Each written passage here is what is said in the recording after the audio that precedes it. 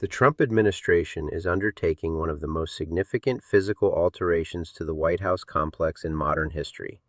The demolition of the East Wing to construct a new ballroom represents a dramatic expansion of the executive residence's ceremonial capacity. The existing ballroom accommodates 88 people. The planned facility will host 999. The president has described this as fulfilling a 150-year aspiration, noting he chose 999 rather than 1,000 to avoid perceptions of excessive scale. Just we're building a ballroom. They've wanted a ballroom for 150 years, and I'm giving that honor to this wonderful place. I think we should do it. This was the ballroom, and this room holds 88 people, and the new one will hold 999 people, which is a difference. I say 999 because I didn't want to crack 1,000. I didn't want people to get concerned because that's getting big. But we're going to have we'll have the most beautiful ballroom in the country.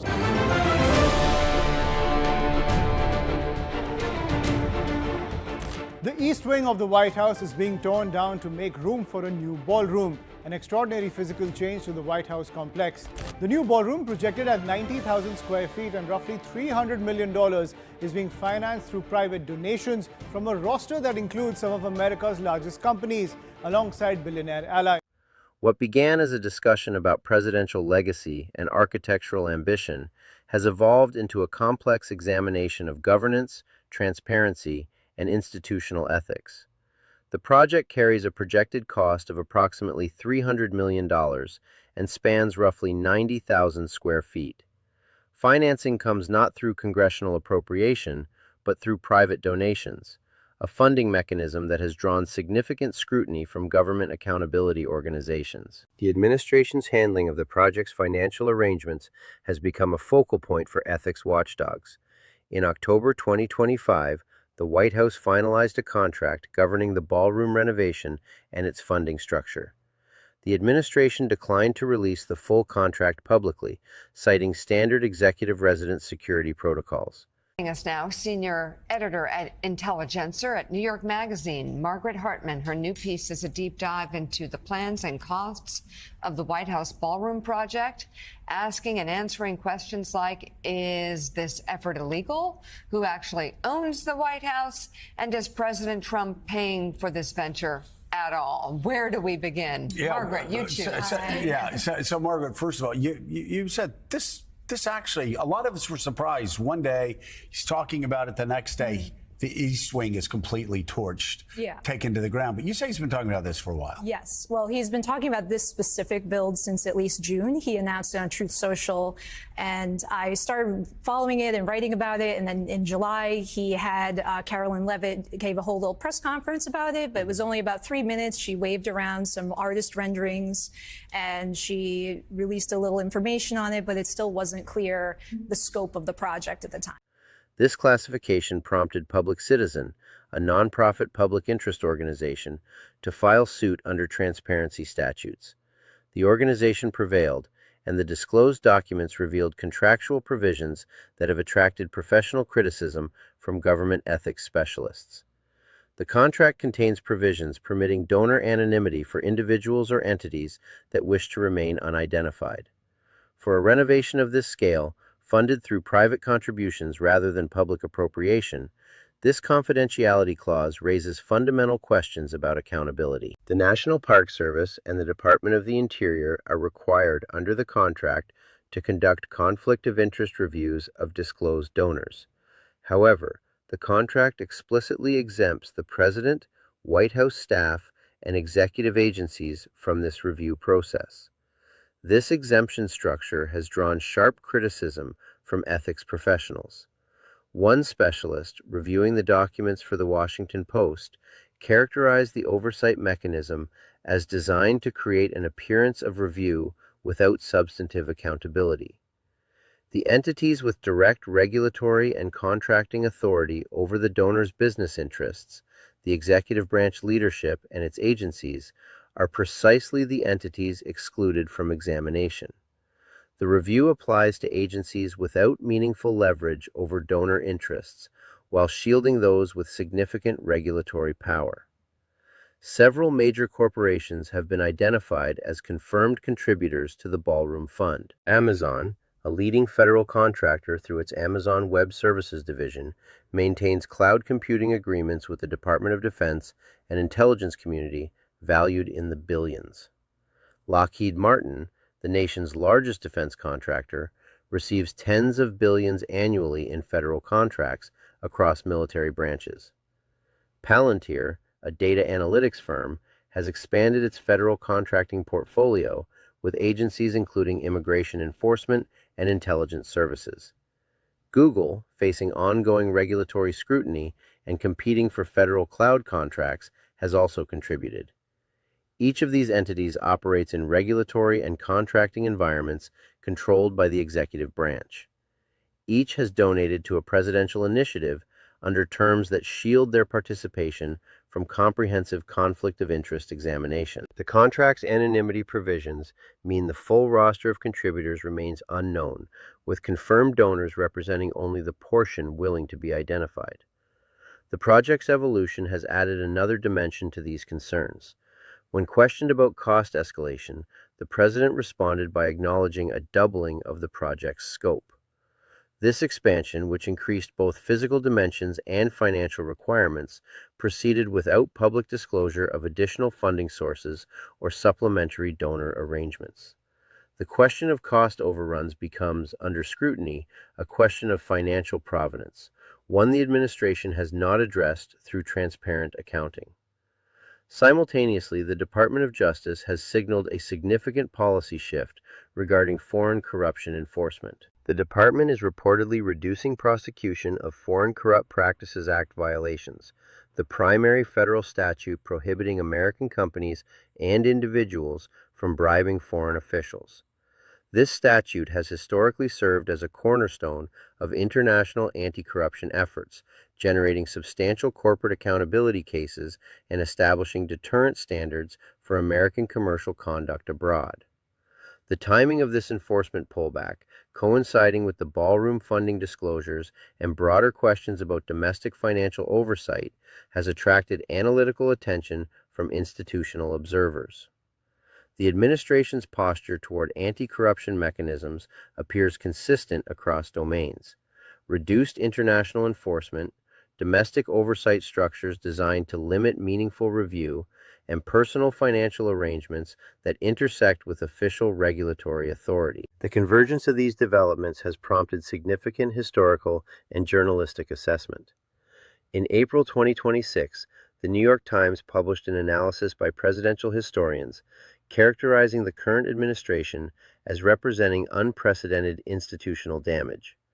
A subsequent comprehensive investigation described a pattern of financial conduct that scholars and reporters have documented extensively. These assessments rest on specific documented phenomena rather than generalized criticism. The Ballroom contract, disclosed only after litigation, reveals a funding mechanism that separates transparency requirements from the exercise of presidential power. The stock trading disclosures, filed contemporaneously with the Ballroom documents, show extensive daily market activity in companies subject to executive branch regulatory decisions. The Department of Justice's foreign bribery enforcement reduction removes international accountability mechanisms at a moment of heightened domestic ethical scrutiny. The structural design of the Ballroom oversight mechanism warrants particular examination. Standard federal ethics protocols require disclosure of financial relationships, review for conflicts with official duties, and recusal or divestiture where conflicts exist. This framework rests on the principle that the public possesses a right to know whether official decisions are influenced by private financial relationships. The Ballroom contract inverts this framework for the presidency specifically. Contributors may remain anonymous. Conflict of interest review excludes the president. Executive agencies that administer donor contracts are removed from oversight. This is not an imperfect application of standard ethics rules. It represents their deliberate suspension for the official with maximum authority over contributors' commercial interests. The contract's provisions appear intentional rather than incidental. Anonymous donation capacity, presidential exemption, and agency exclusion were implemented in October 2025 and concealed until litigation forced disclosure in April 2026. The administration maintained this concealment for 6 months through a period of escalating project costs and expanding scope. The relationship between these domestic arrangements and international enforcement posture suggests a coherent institutional approach.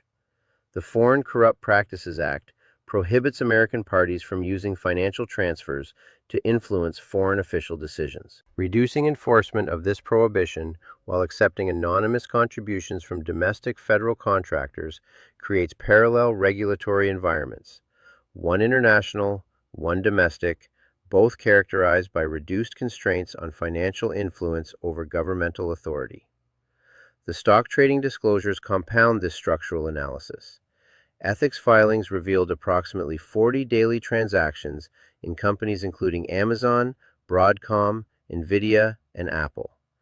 Amazon appears both as a confirmed ballroom donor and as a holding in presidential trading accounts.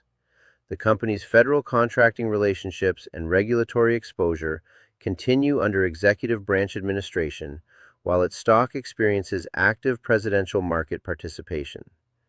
These simultaneous disclosures, the ballroom contract, the trading filings, the FCPA enforcement reduction, and the emerging international financial questions, have created a concentrated window of institutional examination. Historians and investigative journalists have responded with assessments that reflect the volume and coherence of the documented evidence rather than partisan positioning. The role of public citizens litigation in this sequence underscores fundamental tensions in governmental transparency. When a nonprofit organization must sue to obtain a contract describing how private funds flow to a presidential project, and when that contract reveals oversight mechanisms that accountability professionals consider structurally inadequate, the litigation itself becomes a measure of institutional health. The necessity of legal action to obtain basic financial documentation suggests a systematic resistance to standard transparency norms. The administration's justification for initial concealment, standard executive residence security protocols, does not align with the document's actual contents. Security classifications typically protect operational vulnerabilities, not donor anonymity provisions or conflict of interest exemptions. The gap between stated rationale and document substance suggests that classifications served to shield politically and ethically sensitive arrangements from public examination rather than to protect legitimate security interests. The confirmed donor list illustrates the commercial stakes involved. Amazon's cloud computing contracts with defense and intelligence agencies represent ongoing, renewable revenue streams subject to executive discretion. Lockheed Martin's defense portfolio depends on procurement decisions, regulatory approvals, and strategic prioritization determined within the executive branch. Palantir's government contracts require continued administrative support and budgetary authorization. Google's regulatory exposure spans antitrust, content moderation, and contracting competition. Each entity donated to a presidential initiative under contractual terms that prevent comprehensive identification of contributors and exclude the president from conflict of interest review. The connection between commercial interest and political contribution is established not through inference, but through the contract's explicit structural provisions. The broader institutional implications extend beyond any single project or disclosure. The systematic reduction of oversight mechanisms, international bribery enforcement, domestic conflict of interest review, transparency in executive financial arrangements, creates an environment where constraints on the intersection of personal financial interest and governmental power become discretionary rather than mandatory.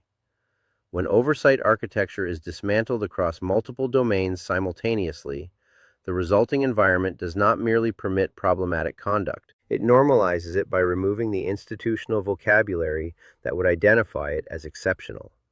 The absence of enforced constraints becomes the operating condition, not the violation. The historical assessments published in recent weeks reflect this structural transformation. Characterizations of unprecedented institutional damage and systematic corruption rest on documented, specific arrangements, concealed contracts with limited oversight, anonymous corporate contributions to presidential projects, active market participation in regulated companies, and reduced enforcement of anti-corruption statutes.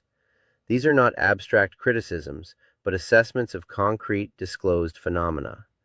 The scrutiny of these arrangements is, by all indications, in preliminary stages. The documents obtained through litigation represent starting points for examination rather than comprehensive disclosure. The patterns they reveal of concealment, structural exemption, and institutional erosion suggest that additional documentation, if similarly obtained, would illuminate further dimensions of how financial interests intersect with executive power in the current administration. The fundamental question these disclosures raise concerns not merely individual transactions or specific projects, but the architecture of accountability itself. When oversight is designed to exclude those with maximum authority, when transparency requires litigation rather than routine disclosure, and when enforcement mechanisms are systematically reduced, the resulting configuration represents a transformation in how governmental power relates to private financial influence. This transformation, documented across multiple domains in a compressed time frame, has generated the institutional assessments that historians and journalists have published. The evidence underlying these assessments is public, obtained through legal process, and subject to professional verification. The conclusions drawn from that evidence reflect its volume, coherence, and structural implications rather than isolated incidents or partisan interpretation. The ongoing examination of these arrangements will likely produce additional disclosure and further professional assessment. The initial litigation that revealed the Ballroom contract has established both precedent and methodology for accountability organizations seeking transparency in executive financial arrangements. The patterns documented thus far suggest that similar examination of other domains would reveal comparable structural features. The institutional response to these developments, whether through continued litigation, congressional inquiry, or electoral assessment, will determine whether the oversight mechanisms currently being dismantled can be reconstructed, or whether the transformation they represent becomes permanent. The documentation obtained to date provides the evidentiary foundation for that response, establishing what has occurred and suggesting what further examination might reveal.